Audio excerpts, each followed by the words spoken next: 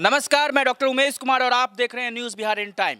अभी हम पहुंचे हैं प्राकृत जैन शास्त्र और अहिंसा शोध संस्थान वैशाली के प्रांगण में, जहां शिक्षा विभाग, बिहार सरकार, बासोकुंड, मुजफ्फरपुर में यह संस्थान चल रही है।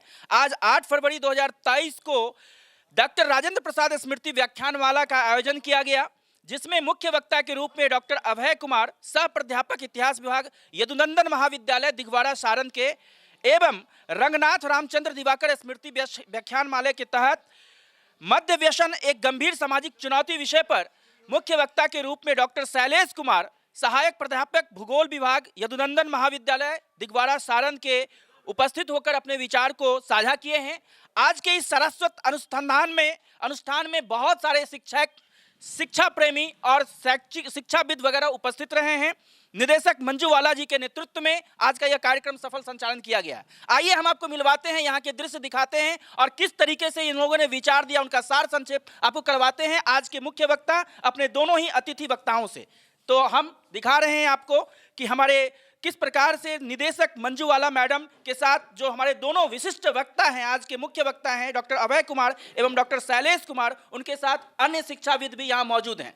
आज के विषय में हम जानना चाहेंगे सबसे पहले निदेशक मैडम से कि किस तरह का आयोजन था और क्या आप संदेश देना चाहेंगे आज के कार्यक्रम के विषय में, कुछ बताएंगे। आज हमारे यहाँ ये 2 सत्र में व्याख्यानमाला हुआ। पहला व्याख्यानमाला डॉक्टर राजेंद्र प्रसाद स्मृति व्याख्यानमाला, जिनके नाम पर हमारे संस्थान में नींव पड़ी थी। अहिंसा शब्द का उन्होंने उपयोग किया था हमारे संस्थान में नींव डालने के क्रम में, और उनके नाम से ये व्याख्यानमाला आयोजित की गई, जिसमें उन राजेंद्र बाबू के ही व्यक्तित्व एवं कृतित्व से संबंधित हमारे प्रमुख वक्ता डॉक्टर अभय कुमार जी ने अपना सारगर्भित व्याख्यान दिया। और दूसरे सत्र का व्याख्यानमाला रंगनाथ रामचंद्र दिवाकर स्मृति व्याख्यानमाला, इसके विद्वान वक्ता डॉक्टर शैलेश कुमार, जिन्होंने मद्यपान एक गंभीर सामाजिक चुनौती विषय पर अपना व्याख्यान दिया। इसमें कितने लोग सहभागी रहे और कहाँ के लोग सहभागी रहे? इसमें तो रजिस्टर में वो दर्ज है, लेकिन हम लोगों का टारगेट रहता है कि 150-200 आदमी आवें। हाँ, अब किसी कारण बस से आज कुछ विशेष कारण है, कोई आने वाले हैं अतिथि लोग, पदयात्री, इस वजह से उपस्थिति थोड़ी कम रही। तो इसका सार क्या देना चाहेंगे, संदेश क्या देना चाहेंगे यहाँ के जो युवा हैं, यहाँ के जो शिक्षाविद लोग हैं, उनको क्या संदेश देना चाहेंगे? मैं संदेश यही देना चाहूँगी कि इस तरह के गोष्ठियों में वे आएँ और हमारे बीच मौजूद विद्वान वक्ता के वक्तव्य को सुने, और सुने तो संकल्प लेकर जाएं, ताकि जैसे आज का जो ये विषय था, ज्वलंत विषय, इस पर सरकार भी बड़ी गंभीर है और इन समस्याओं के निराकरण के लिए वो बहुत चुनौतीपूर्ण कदम उठा रही है। तो ये युवा के लिए संदेश जाता है, क्योंकि अभी सबसे ज़्यादा अगर दिग्भ्रमित हैं तो हमारा युवा वर्ग है। निश्चित रूप से आपने सही कहा कि कानून तो बन जाती है, लेकिन कानून का पालन तभी होगा जब जागरूकता आएगी, और जागरूकता ऐसे ही चर्चा परिचर्चा के माध्यम से किए जाते रहने चाहिए। तो हम जानना चाहेंगे, डॉक्टर शैलेश कुमार जी हमारे बीच मुख्य वक्ता के रूप में आज मौजूद हैं, हम उनसे आज के वक्तव्य के जो सारांश हैं, कुछ जो संदेश हमारे युवाओं के लिए हो सकता है, जो शिक्षाविदों के लिए हो सकता है, आप देना चाहेंगे 5 मिनट। ये माइक छोड़ दिया, कल बोलिए। आज का जो विषय था वो मद्य व्यसन पे था, और जैसा कि आप जानते हैं कि एक प्रकार के ये सामाजिक बीमारी है, और समाज में आप सुदृढ़ समाज की जब संकल्पना की ओर आगे बढ़ते हैं तो समाज एक शांतिपूर्ण, सौहार्दपूर्ण, जिसमें कि सभी लोग सुरक्षित हों और संपूर्ण समाज को आगे बढ़ने की एक परिकल्पना हो। तो उसी विषय पे हमने इस विषय रखा। आज अपने व्याख्यान में जितने लोग थे उन लोगों को एक संकल्प दिलाया कि हमारी जिम्मेवारी सिर्फ स्वयं की ही नहीं है, बल्कि पूरे समाज को समग्र रूप से इस चुनौती से कैसे आगे ले जाएं, इस पे चर्चा, न सिर्फ चर्चा करें बल्कि इस पे एक गंभीर चिंतन के रूप में और समाज में उन सारी गतिविधियों को लाएं जिससे कि इसकी ओर ध्यान युवाओं का आकृष्ट नहीं हो। डॉक्टर साहब, बहुत ही सुंदर विषय आपने उठाया है, ज्वलंत विषय है।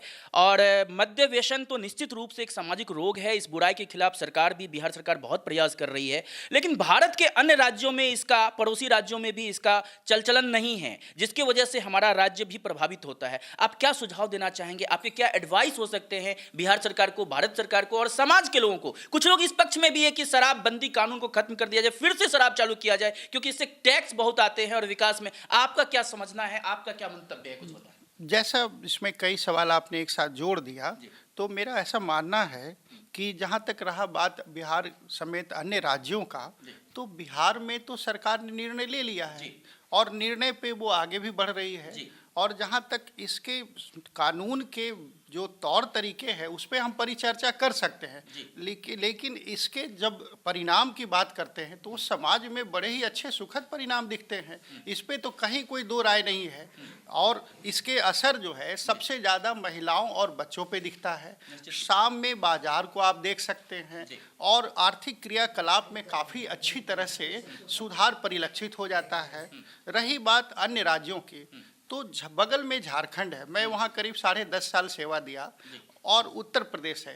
तो झारखंड में जब रहा तो आदिवासी इलाकों में हड़िया, जहाँ तक वो बड़ा सामान्य प्रचलित पेय है, वहाँ की महिलाओं ने लगातार इसके लिए संघर्ष कर रखा है कि सरकार इसके तरफ ध्यान दे और इससे उसको निजात दिलाए ताकि उनके परिवार में भी शांति और सुकून हो। बहुत सुंदर आपने कहा कि परिवार में शांति, सुकून और स्वास्थ्य को लगातार जारी रखने के लिए मद्यपान निषेध रहना चाहिए और मद्य एक व्यसन है, इससे लोगों को दूर रहना चाहिए। आप छात्रों को, छात्राओं को इस तरह का संदेश दे रहे हैं, आम नागरिकों को इस तरह का संदेश दे रहे हैं, आह्वान कर रहे हैं, और जागरूकता इस प्रकार से लगातार होते रहना चाहिए। समाज में कुछ और भी बातें हैं, आखिर इसको समाज कैसे ठीक करे? तो हम अपने जो पारंपरिक मूल्यों हैं और सांस्कृतिक गतिविधियों को बढ़ावा देने की जरूरत है। क्षेत्रीय और स्तरीय, ग्रामीण स्तर पे कुछ खेलकूद, सांस्कृतिक आयोजन करें ताकि वहाँ का ध्यान जो है उन सकारात्मक चीज़ों पर जाए। निश्चित रूप से आपके परामर्श और आपकी सलाह अनुकरणीय है और समाज के लिए हमारे चैनल के माध्यम से जो कोई भी इसको देखेंगे, आपकी प्रेरणा को लेकर के आगे बढ़ते रहेंगे। डॉक्टर अभय कुमार जी, हम आपको मिलवाते हैं डॉक्टर अभय कुमार जी, जो सह प्राध्यापक हैं इतिहास विभाग यदुनंदन महाविद्यालय के, जिनका एक आज का जो वक्तव्य विषय था डॉक्टर राजेंद्र प्रसाद के व्यक्तित्व एवं कृतित्व विषय पर, और ये स्मृति माला, व्याख्यान माला में आप मुख्य वक्ता थे। क्या कहना चाहेंगे, क्या संदेश देना चाहेंगे हमारे युवाओं को? देखिए, ऐतिहासिक जो व्यक्ति रहते हैं उनका जीवन हमें सदैव प्रेरित करता रहे, और इस तरह के व्याख्यान माला से डॉक्टर राजेंद्र प्रसाद जैसे व्यक्तित्व के बारे में यदि हम परिचय करते हैं, परिचय प्राप्त करते हैं और उनके जीवन के विभिन्न पहलुओं को देखते हैं, तो निश्चित तौर पर हमारे लिए एक प्रेरित करने वाला अनुभव होता है। आज हमने अपने व्याख्यान में डॉक्टर राजेंद्र प्रसाद के जो बहुमुखी प्रतिभा के धनी थे, उनका व्यक्तित्व बहुआयामी था, उनके जीवन के विभिन्न जो पहलू थे उस पर हमने प्रकाश डाला, और हमने ये बताने की कोशिश की कि किस तरह से उनका जो जीवन था, जो सादा जीवन उच्च विचार में प्रतिबिंबित होता है, उनकी ईमानदारी और सार्वजनिक जीवन में सेवा करने के प्रति जो ललक थी, जो कि आज हमारे यहाँ आत्म केंद्रित जो होते जा रहा है पूरा समाज, उससे किस तरह से निकल करके सार्वजनिक जीवन में सच्चरित्रता और ईमानदारी और सहभागिता और एक सामुदायिक भावना से किस तरह से कार्य किया जाए, उसको हमने विमर्श में शामिल किया कि डॉक्टर राजेंद्र प्रसाद के जीवन से हम प्रेरणा लेकर के आज एक सामाजिक जो व्यक्ति की भूमिका हो सकती है, राजनीतिक भूमिका हो सकती है, जहां आज हम एक गिरावट के चिन्ह नज़र आ रहे हैं, और भारतीय सभ्यता संस्कृति के परिप्रेक्ष्य में किस तरह से हम इसको आगे बढ़ा सकते हैं, वो हमारे लिए प्रेरणा का स्रोत बना रहे। तो आपने देखा, देश रत्न डॉक्टर राजेंद्र प्रसाद जो बिहार से ही चलकर पूरे देश के प्रथम राष्ट्रपति हुए थे, उनके स्मृति व्याख्यानमाला में हमारे आज के विशेषज्ञ डॉक्टर अभय कुमार जी ने किस तरह के विचार रखे। हमारे युवाओं को यह जानने की जरूरत है, समझने की जरूरत है कि बिहार के कई सपूतों ने देश ही नहीं बल्कि विदेश ही पूरे विश्व स्तर पर नाम कमाया है और भारत के देश रत्न की उपाधि भी प्राप्त की है। गौरव और हम सब लोगों के लिए ये गौरवान्वित, बगल के ही जिला, बगल के ही पड़ोसी जगह पर उनका जीरादेई में जन्म हुआ था और हम सब लोग इसको आगे अपने जीवन में उनके सीख से, उनके व्यक्तित्व से, उनके कृतित्व से लाभ उठा सकें अधिक से अधिक। इसी आशा उम्मीद के साथ हम जानना चाहेंगे, कुछ विशेष हमारे बीच अतिथि आए हुए हैं, अपना नाम बता देंगे, परिचय पदनाम बता देंगे और 2 शब्द कि कैसा लाभ मिला, कैसा लगा और डायरेक्टर सर के प्रति, इस आयोजन समिति के प्रति, इस संस्थान के प्रति, इस संस्थान का नाम आप ले सकते हैं, तो इन सब के प्रति कुछ अगर 2 शब्द बोलना हो, व्यवस्था के प्रति तो आप बताएंगे, ठीक है? ऐसे ही बोलते, ऐसे बताइए, बताइए अपना नाम बताइए। मैं प्रोफेसर डॉक्टर विश्वनाथ चौधरी जी आरा के निवासी हैं हम जी। किस कॉलेज में ये सब? और वर्धमान वहाँ पर जो है SD जैन कॉलेज आरा है जी। और वहीं पर प्राकृत जैन शास्त्र के हम विभागाध्यक्ष हैं। हमें आज ये अवसर मिला यहाँ आने के लिए, आमंत्रित मैं हूँ और सचमुच में यह है, स्पष्ट रूप से कहा जा सकता है कि डॉक्टर मंजू बाला एक विदुषी निदेशक हैं जी और उन्होंने बहुत ही अच्छी तरह से ये संचालन का कार्य किया है जी और ऐसी ऐसी गोष्ठियों का जी जो गोष्ठी के रत्न हैं डॉक्टर राजेंद्र बाबू, और डॉक्टर राजेंद्र बाबू के नाम पर यह गोष्ठी भी है और साथ साथ उनके व्यक्तित्व और कृतित्व पर भी रहा है। बहुत ही सुंदर उनका प्रभावपूर्ण भाषण हुआ है और हम समझते हैं कि जितने वहाँ हम लोग बैठे हुए हैं श्रोता, वो सभी लोग जो है उनकी बात को सुन करके प्रश्न किए, प्रश्न का भी सुंदर जवाब मिला। अच्छा। और कुछ ऐसे ऐसे शब्द उन्होंने बताया, कुछ ऐसी ऐसी कहानियाँ बताई, कुछ उनके दृष्टांत बताए और कुछ घटनाएं बताई। ये सचमुच में भारत रत्न की जो उनको उपाधि दी गई है, वह निश्चित रूप से जो है भारत के लिए ये बहुत बड़ा सौभाग्य है। उनमें से 1-2 हमारे श्रोताओं के लिए, दर्शकों के लिए चर्चा करेंगे। हाँ, जैसे हमारे श्रोता, उन्होंने यह बताया कि वो कहीं भी रहते थे, भाषा के मामले में बताया उन्होंने कि ये भारत के मिट्टी के में पैदा हुए थे और जहाँ वो पैदा हुए थे वहाँ की भाषा के प्रति उनका जो है बहुत बड़ा विचार था।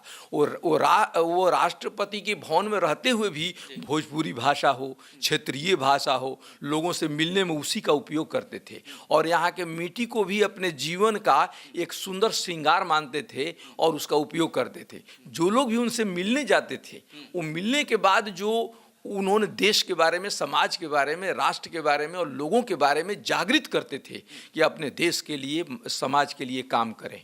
और उन्होंने यह भी कहा इस बातचीत के क्रम में कि वे चंपारण का जो यहाँ पर सत्याग्रह हुआ, उसमें अगर डॉक्टर राजेंद्र प्रसाद नहीं होते तो वह सत्याग्रह सफल नहीं होता। गांधी जी अगर किसी पर विश्वास करते थे तो एकमात्र विश्वास करते थे डॉक्टर राजेंद्र प्रसाद पर। तो धन्य है बिहार के लाल और भारत की मिट्टी में पले बढ़े इस प्रकार के चिंतन रखने वाले और इस तरह के अनुकरणीय जो काम करने वाले डॉक्टर राजेंद्र प्रसाद, और उनके साथ डॉक्टर रंगनाथ रामचंद्र दिवाकर जी का भी स्मृति वर्ष होने वाला था। हम जानना चाहेंगे दूसरे किसी वक्ता से विशेष, आप अपना नाम परिचय देते हुए कुछ फीडबैक बताएंगे। मेरा नाम डॉक्टर विजय कुमार, अवकाश प्राप्त प्राचार्य यदुनंदन महाविद्यालय दिघवारा सारण और अध्यक्ष रहे आज। और आज के जो डॉक्टर मंजू बाला निर्देशक जो हैं इस इंस्टीट्यूट के डायरेक्टर, उन्होंने जो ऑर्गेनाइज किया उसमें मुझे आमंत्रित किया था। मैंने दोनों सत्रों का अध्यक्षता करने का सौभाग्य प्राप्त हुआ। बहुत ही अच्छे ढंग से दोनों वक्ताओं ने बड़ी अच्छे ढंग से सारे ऑडियंस के लिए प्रेरणादायक साबित हुए और अच्छी अच्छी बातें, चाहे वो राजेंद्र बाबू के बारे में हो, मैं छोटी से छोटी बातों का उन्होंने उल्लेख किया। डॉक्टर शैलेश कुमार ने भी मदिरा या मद्य निषेध से संबंधित जितने भी पहलू हैं, सामाजिक कुरीतियां हैं, उन कैसे दूर किया जाए, नहीं किया जाए, इस पर अच्छे ढंग से प्रकाश डाला। तो अभी आपने देखा कि अध्यक्षीय संभाषण के रूप में व्याख्यानमाला के अध्यक्ष ने किस प्रकार के उद्गार प्रकट किए हैं। हम उनके उद्गार के बाद आपको धन्यवाद ज्ञापन की भी एक प्रक्रिया हुई होगी और निश्चित रूप से कितने लोग आए, पूरी रिपोर्टिंग हुई होगी। हम कुछ जानना चाहेंगे इस विषय में, कोई फीडबैक आपका है तो बताएं, अपना नाम परिचय और मेरा नाम जोगेंद्र सिंह है। मैं इसी ग्राम का ग्रामीण हूँ और मैं जैतपुर कॉलेज में फिजिक्स पढ़ाता हूँ, यहाँ SRPS जैतपुर कॉलेज।